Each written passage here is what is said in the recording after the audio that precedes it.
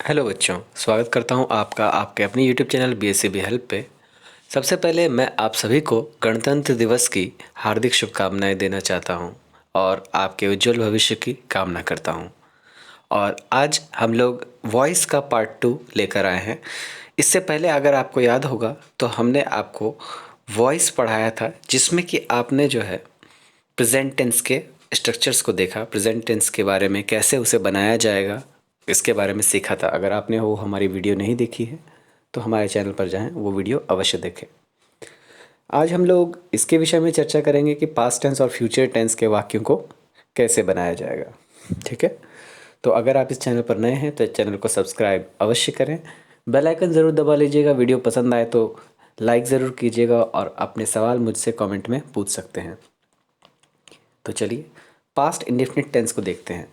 Past indefinite tense में active का structure जो है आपको याद होगा, हमने जब टेंस पढ़ा था तो उस टेंस में मैंने स्ट्रक्चर बताया था, सब्जेक्ट प्लस वर्ब का सेकेंड रूप प्लस ऑब्जेक्ट। और एक बार मैं वॉइस के कुछ सामान्य नियमों को फिर से आपके लिए दोहरा दूं कि वॉइस में ऑब्जेक्ट सब्जेक्ट की जगह, सब्जेक्ट ऑब्जेक्ट की जगह बदल जाते हैं। ठीक है, कुछ चीज़ें चेंजेस होती हैं जो कि टेंस के रूप में होती हैं, कुछ चीज़ें पर्सन के रूप में चेंज होती हैं। और हमेशा पैसिव वॉइस में वर्ब थ्री का प्रयोग किया जाता है।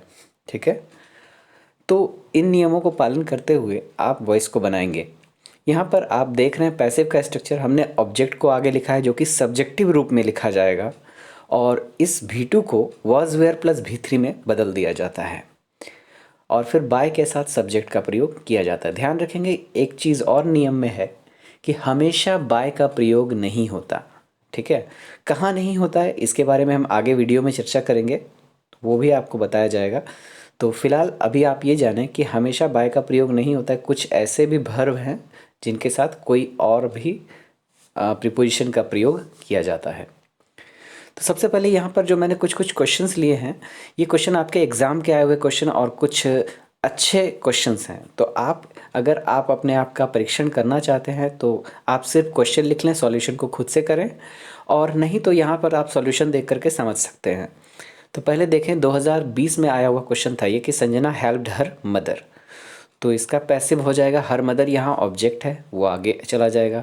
हर मदर वाज, क्योंकि सिंगुलर है ना मदर, तो उसके साथ वाज का प्रयोग करेंगे। ध्यान रखेंगे सिंगुलर के साथ वाज और प्लूरल के साथ वेयर का प्रयोग, लेकिन यू के साथ वेयर का ही प्रयोग होता है, सिंगुलर और प्लूरल दोनों अर्थ में।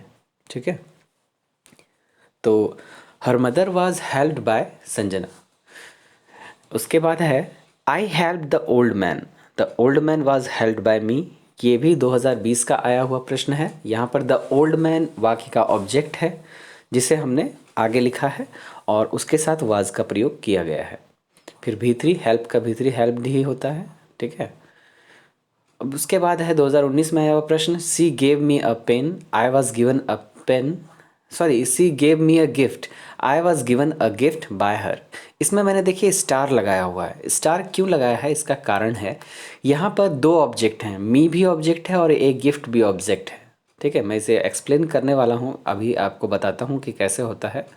जब दो ऑब्जेक्ट वाले वाक्य आए तो आप पहले ऑब्जेक्ट को ही लेकर वाक्य को बनाएं। जैसे कि यहाँ पर मैंने बनाया, मी को आई में कन्वर्ट किया है, आई was given a gift by her. लेकिन आप चाहें तो दूसरे ऑब्जेक्ट को लेकर भी वाक्य को बना सकते हैं।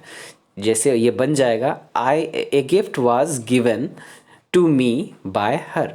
ठीक है, a gift was given to me by her. लेकिन सही ज़्यादा जो है, जो सजीव ऑब्जेक्ट होता है, जैसे यहाँ पर मी है सजीव और ए गिफ्ट है ऑब्जेक्ट निर्जीव, है ना, तो सजीव वाले को लेकर ही बनाए, ये ज़्यादा सही रहता है। ठीक, और फिर है द टीचर स्कॉल्डेड हिम, तो he was scolded by the teacher. ठीक है, he was scolded by the teacher, यहाँ पर हिम को ही में कन्वर्ट किया गया, उसके साथ वाज का प्रयोग। इसी प्रकार ये मैंने कुछ अलग से दिए हैं जो कि आप लिख सकते हैं। The teacher examined the patient, the patient was examined by the, sorry the doctor examined the patient, the doctor patient was examined by the doctor. आप यहाँ पर बाय द डॉक्टर को हटा भी सकते हैं, द पेशेंट वाज एग्जामिन्ड। मैंने voice के नियमों में बताया था कि जब हमें कुछ सब्जेक्ट में ऐसे वाक्य दिखते हों जहाँ पर कि वॉइस का जो सब्जेक्ट है वो नोन हो, मतलब जाना गया हो, जैसे डॉक्टर इलाज करने का काम डॉक्टर ही करते हैं, तो वहाँ पर आपको एग्जामिन में जो है आपको ये लिखने की ज़रूरत नहीं है। तो ऐसे इस स्थिति में आप इसे हटा देते हैं। जैसे पुलिस वाले में भी आप पुलिस को हटा सकते हैं। बहुत सारे वाक्य में आप देखेंगे वी और दे को हटाया गया है, ठीक है। तो ऐसे बहुत सारी चीज़ें हैं, पीपुल, समवन, समबडी, नोबडी, ये सब चीज़ों को हटा दिया जाता है। ये भी नियम में मैंने लिखाया था।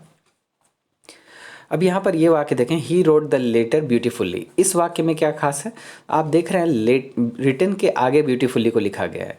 रिटन क्रिया होता है, भर्व, ठीक है, और ब्यूटीफुल्ली हो गया एडवर्ब। तो एडवर्ब का प्रयोग भर्व के पहले किया जाता है, इसीलिए जितने भी वाक्य में आपको एडवर्ब दिखेंगे उसका प्रयोग आप भर्व के पहले ही कीजिएगा, वो ज़्यादा सही है। ही रोड द लेटर, तो the letter was written beautifully written, इस तरह से आप बनाएंगे। यहाँ पर ही को हटा दिया गया, ठीक है, बाय हिम, जो अगर चाहते हैं तो लगा सकते हैं, नहीं तो उसे आप हटा भी सकते हैं, ये तो आपके ऊपर है। और साथ में एग्ज़ाम में अगर ऑप्शन में लिखा हो तो ठीक है, नहीं लिखा हो तो कोई बात नहीं है ना। समवन स्टोल माई पेन, तो इसमें तो समवन हट जाएगा, तो my pen was stolen. The fire damage the building was damaged by the fire. ध्यान देंगे यहाँ पर मैंने जितने भी एग्जाम्पल लिए हैं ये आपके लिए बहुत ज़रूरी होंगे, इम्पॉर्टेंट होंगे, तो आप थोड़ा सा इन पर विशेष ध्यान देंगे। फिर है Shakespeare wrote as you like it. As you like it एक उपन्यास का नाम है, इसीलिए इसमें आपको चेंज नहीं करना है, जैसे दिया है इन्वर्टेड कॉमा में वैसे ही लिखना है।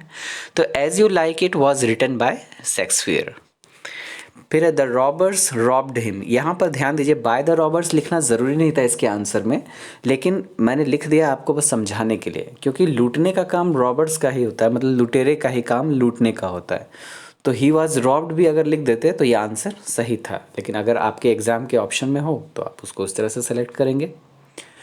दे admired him for his courage, तो he was admired for his courage, तो दे हट गया यहाँ पर, है ना।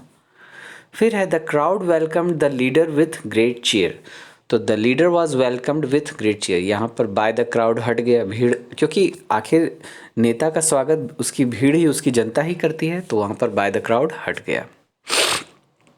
तो ये कुछ उदाहरण थे। अब आते हैं पास्ट कंटिन्यूस टेंस में। पास्ट कंटिन्यूस टेंस का एक्टिव स्ट्रक्चर अगर आपको याद हो तो जो मैंने टेंस में बताया था, subject plus was where plus verb ING plus object. और प्रेजेंट टेंस में बताते समय मैंने ये बताया था जितने भी आईएनजी वाले होते हैं उसमें बीइंग लगाकर हम उसका पैसिव बनाते हैं। तो ऑब्जेक्ट पहले आगे आ जाएगा, वो भी सब्जेक्टिव रूप में, फिर वाज वेयर, फिर बीइंग, और फिर भर्ब का तीसरा रूप, जो कि मैंने आपको बताया हर टेंस में भर्ब का तीसरा रूप ही लगता है पैसिव में, फिर बाय और फिर सब्जेक्ट, ठीक है। तो इस प्रकार से आप बनाएंगे।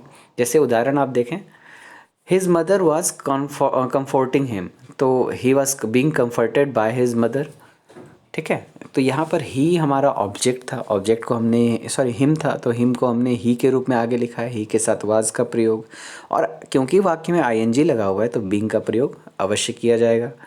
फिर कंफर्टेड है और बाय हिज मदर। फिर they were killing animals for nothing, तो animals were being killed for nothing, यहाँ पर दे हट गया, ठीक है। फिर the girl was drawing the picture was being drawn by the girl. तो इस तरह से आप इन वाक्यों को बना सकते हैं। और उदाहरण देखें, यहाँ पर है nobody was answering the question was not being answered. तो इस तरह से आप बना सकते हैं। यहाँ पर नोबडी हट गया है और नो का प्रयोग नॉट के रूप में वॉज के बाद, मतलब मैंने बताया भी है स्ट्रक्चर में कि नॉट का प्रयोग हमेशा एक सहायक क्रिया के साथ ही किया जाता है। तो यहाँ सहायक क्रिया वाज या वेयर होता है, तो उसके साथ आप नॉट का प्रयोग कर सकते हैं। फिर है we were expecting good news, तो good news was being expected by us, इस तरह से आप बना सकते हैं। फिर है they were doing the work carefully, the work was being done carefully, carefully done, क्योंकि केयरफुली यहाँ पर एडवर्ब हो गया तो वर्ब के पहले आ जाएगा। फिर है you were keeping your words, तो your words were being kept by you, यहाँ पर बाय यू को आप चाहें तो हटा सकते हैं, मैंने लिख दिया है, आप उसे हटा भी सकते हैं।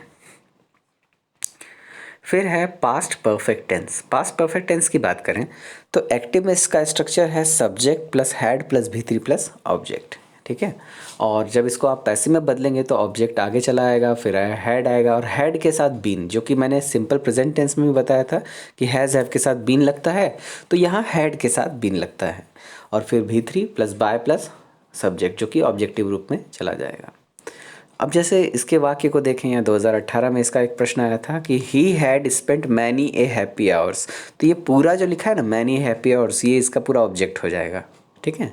तो many a happy hours had been spent by him, इस तरह से आप बनाएंगे, ठीक है। फिर है they had warned us not to kill wild animal, इसमें नॉट जो है आपको लिख दिया गया है, और वो भी आपको नॉट टू किल, मतलब ये आपको एक अलग से, दे हैड वार्नड अस एक अलग वाक्य है और not to kill wild animals ये अलग वाक्य है। तो इसमें सेकंड वाक्य में कोई चेंज नहीं होगा, चेंज आपको आगे वाले में करना है। दे हैड वार्नड अस को करना है we had been warned, by them नहीं लगाना है, ठीक है। फिर है they had arranged everything properly for the meeting, तो यहाँ पर प्रॉपरली जो है आपका एक एडवर्ब है, वो अरेंज के आगे चलाया है, तो everything had been properly arranged for the meeting. तो इस तरह से आप वाक्य को बना सकते हैं। अब आते हैं यहाँ पर कुछ और उदाहरण हैं कि somebody had slashed the picture with a knife, ठीक है। तो यहाँ पर द पिक्चर हमारा ऑब्जेक्ट है, the picture had been slashed with a knife, somebody तो हट गया, ठीक है। फिर है समबडी, एक और वाक्य में somebody had stolen his purse, तो his purse had been stolen by somebody, हट गया। फिर है they had warned us again and again, तो we had been warned again and again, इस तरह से आप बनाएंगे। Somebody had stolen my umbrella, तो my umbrella had been stolen, ठीक है। बहुत आसान से वाक्य हैं और परीक्षा में ज़्यादा भारी आता भी नहीं है। अब अगर हम देखें, एक चीज़ और ध्यान रखिएगा आप कि जब भी वाक्य बनाएं तो आप ये एक्टिव टू पैसिव तो बनाते ही हैं, कोशिश करें पैसिव से एक्टिव का भी, क्योंकि वाक्य जो हैं वो इस प्रकार से भी आते हैं, पहले पैसिव दे दिया जाता है और फिर उसका एक्टिव पूछा जाता है। तो ये कोशिश करें कि आपको स्ट्रक्चर ध्यान रहे, अगर स्ट्रक्चर ध्यान रहेगा तो आप स्ट्रक्चर देख करके ही पता चल जाए कि वो पैसिव में लिखा है तो उसका एक्टिव स्ट्रक्चर क्या होगा, ये आपको बहुत मदद करेगा। फिर आते हैं पास्ट परफेक्ट कंटिन्यूअस टेंस में, तो यहाँ पर है कि subject had been plus verb ING plus object और सिंस फॉर के साथ टाइम, है ना। तो ऑब्जेक्ट पहले आगे आता है, फिर हैड बीन और इसमें भी आईएनजी लगा हुआ है, आप देख पा रहे हैं स्ट्रक्चर में वर्ब के साथ आईएनजी है, तो आप बीइंग का प्रयोग करेंगे, फिर V3 और फिर बाय के साथ सब्जेक्ट जो कि ऑब्जेक्टिव रूप में होगा, और बाकी अगर टाइम वाला सेक्शन हो वो लगाना है आपको सिंस फॉर के साथ टाइम, ठीक है। और जैसा कि मैंने यहाँ नीचे लिख भी दिया, आप देख पा रहे होंगे कि पास्ट परफेक्ट कंटिन्यूअस टेंस के पैसिव फॉर्म का प्रयोग ज़्यादा नहीं किया जाता है, लेकिन अगर करना हो तो आप ऊपर के तरीके जो मैंने ये बताया है आप इस तरीके से कर सकते हैं, ठीक है। मतलब परीक्षा में भी नहीं पूछा जाता है, आप जिस बुक में अगर प्रैक्टिस भी कर रहे होंगे तो आप देखेंगे उस बुक में इस टेंस का वाक्य नहीं के बराबर एक का दुक्का सेंटेंस आपको दिखेगा, नहीं तो ये वाक्य दिखते भी नहीं है ना, एकदम ना के बराबर यूज़ होता है, ठीक है। तो जैसे यहाँ वाक्य the police had been following him for years, तो यहाँ पर हिम जो है वो आगे सब्जेक्ट के रूप में आ गया, he had been being followed for years, ठीक है। तो यहाँ बाय द पुलिस को हटा दिया गया है, सब्जेक्ट को हटा दिया गया है। इसी तरह यहाँ the workers had been building a bridge since 2012, तो यहाँ पर ए ब्रिज हमारा ऑब्जेक्ट है, उसको हम आगे ले जाते हैं, the a bridge had been being built by the workers since 2012, इस तरह से आप वाक्य को बना सकते हैं। और इसका प्रयोग क्योंकि कम आता है तो कम ही किया जाएगा, ठीक है। तो इसमें मैंने ज़्यादा उदाहरण नहीं लिए, ये 2 ही उदाहरण काफ़ी हैं, बस आप समझें इसको कि बनता है। बहुत सारे टीचर कहते हैं कि इसका वाक्य ही नहीं बनता, ये गलत है, ऐसा नहीं है कि नहीं बनता है, लेकिन वो बताते नहीं हैं क्योंकि बुक भी बहुत कम बताता है इसके बारे में, इसका उदाहरण नहीं मिलता है ना, इसीलिए। चलिए हम आगे बढ़ते हैं, हम तो सारा चीज़ कवर करते हुए चलेंगे। अब आते हैं यहाँ पर सिंपल फ्यूचर टेंस पर। तो सब्जेक्ट जैसा सिंपल फ्यूचर टेंस का स्ट्रक्चर, अगर स्ट्रक्चर एकदम ज़रूर याद रखिएगा बच्चों, स्ट्रक्चर बहुत ज़रूरी है आपके हर एक चीज़ के लिए, चाहे वो आपको एक फिल इन द ब्लैंक्स भी आता है आपको भरने के लिए, जो कि सब्जेक्ट वर्ब एग्रीमेंट का होता है। तो जब तक आप स्ट्रक्चर याद नहीं रखेंगे ये आपको बहुत ही दिक्कत करेगा, आप स्ट्रक्चर पर एकदम जोर करें, ठीक है। तो यहाँ पर आप देख पा रहे हैं सब्जेक्ट प्लस विल शैल और फिर V1 प्लस ऑब्जेक्ट, तो विल शैल के साथ V1 है, और आपको मैं थोड़ा आगे अगली वीडियो में बताने की कोशिश करूँगा कि इसका और भी क्या प्रयोग है। फिलहाल तो अभी मैं सिंपल फ्यूचर टेंस ही कवर कर पा रहा हूँ, ठीक है। तो पैसिव में है, पहले ऑब्जेक्ट को आगे लिखेंगे सब्जेक्टिव रूप में, फिर विल शैल के साथ बी लगा करके V3 आप प्रयोग करेंगे, क्योंकि पैसिव में तो V3 लगता है, मैंने बार बार बताया है, और बाय के साथ सब्जेक्ट ऑब्जेक्टिव रूप में। फिर जैसे ये उदाहरण आप देख पा रहे हैं 2019 में आया हुआ उदाहरण है कि Shubham will clean the class will be cleaned by Shubham. इस तरह से आप वाक्य बनाते हैं। फिर पीपल विल फॉरगेट इट, तो इट विल बी फॉरगॉटन। बहुत आसान है, पीपल को हटा देना है ना। फिर we will execute all the orders promptly, तो all the orders will be promptly executed. यहाँ प्रॉम्प्टली जो है आपका एडवर्ब है जो कि एग्जीक्यूटेड के आगे चला जाएगा, ठीक है। फिर we shall discuss the matter tomorrow, the matter will be discussed tomorrow. इस तरह से आप वाक्य बनाएंगे। द मैटर यहाँ ऑब्जेक्ट है, वो आगे चला जाएगा, उसके साथ विल का प्रयोग। ध्यान देंगे जब ऑब्जेक्ट को आगे लेकर आए तो अगर उसके साथ शैल लगने वाला हो तो शैल ही लगाएं। जैसे no one will do anything about you, यहाँ पर नो वन है, ध्यान दीजिएगा ये वाक्य थोड़ा सा अलग है। नो वन है और इसमें नो को हम नहीं छोड़ सकते, वन को तो हटा दिया जाएगा, लेकिन नो को जो हम एनीथिंग में जोड़ देंगे तो वो नथिंग बन जाएगा, ठीक है। तो नथिंग को हम आगे लिखते हैं, nothing will be done against you, ठीक है। फिर nobody will hear his voice after his death, तो यहाँ पर हिज वॉइस उसका ऑब्जेक्ट है, तो his voice will not be heard after his death, ठीक है। नॉट को आप नोबडी को हटा सकते हैं, लेकिन नो को नहीं हटा सकते, उसका अर्थ नहीं हटा सकते, इसीलिए नो जो है विल के बाद मतलब कि सहायक क्रिया के साथ नॉट का प्रयोग किया गया है। People will forget this event in a few years time, यहाँ पर देखिए ईयर्स के बाद मैंने एस लगाया है क्योंकि वर्षों के समय में ये के अर्थ में जो है जोड़ा गया है। तो दिस इवेंट, यहाँ पर दिस इवेंट जो है हमारा वाक्य का ऑब्जेक्ट है, तो this event will be forgotten in a few years time, इस तरह से बन जाएगा वाक्य। फिर we will not admit candidates under 20, ठीक है। We will not admit candidates under 20, यहाँ नॉट वाला वाक्य साफ दे दिया गया है, तो विल के साथ लगा तो विल के साथ ही रहेगा। कैंडिडेट यहाँ पर ऑब्जेक्ट है, तो candidates under 20 will not be admitted, इस तरह से आप वाक्य को बनाएंगे, ठीक है। और देखें यहाँ फ्यूचर कंटिन्यूस टेंस भी है, तो एक्टिव में आप देखते हैं subject plus will shall plus be plus verb ING plus object होता है। तो इसका पैसिव बनाने के लिए ऑब्जेक्ट को आगे लाएंगे सब्जेक्टिव रूप में, ठीक है। उसके बाद विल शैल, फिर बी और आईएनजी लगा है, तो यहाँ पर भी आपको बीइंग लगाना होगा।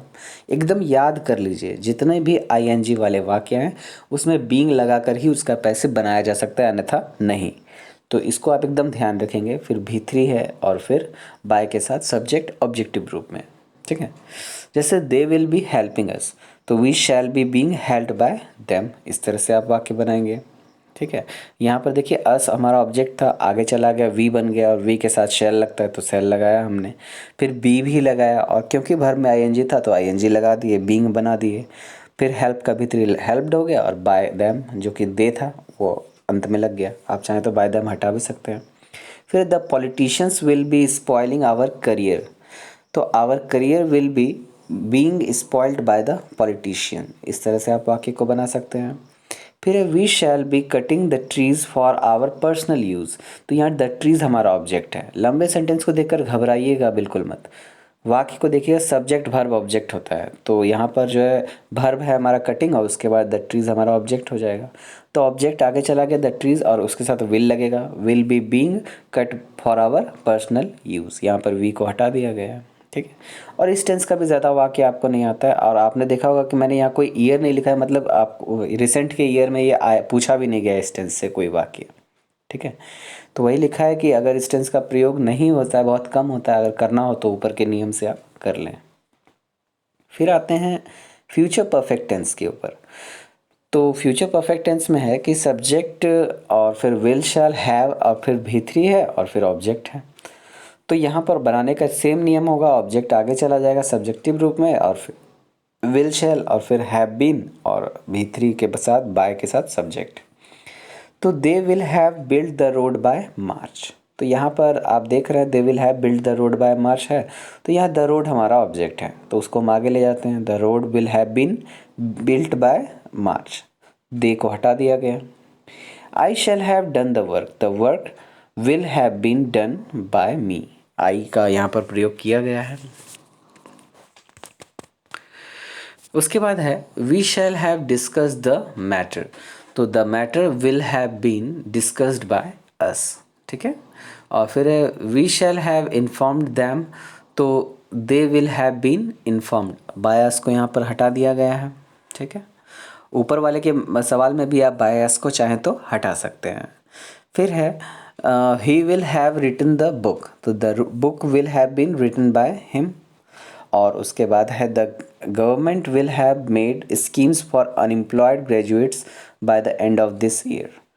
तो यहाँ पर ये लंबा चौड़ा वाक्य है, इसमें देखिए बिल्कुल घबराइएगा मत। द गवर्नमेंट यहाँ पर सब्जेक्ट के रूप में, विल हैव जो है आपका सहायक क्रिया है, और फिर मेड आपका भीतरी है, ठीक है, वर्ब का रूप है।